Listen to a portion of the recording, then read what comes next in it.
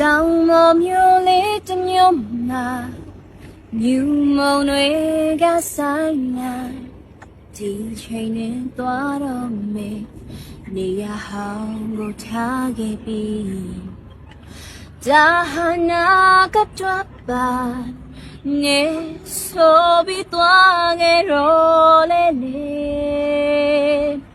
မတားရဘူး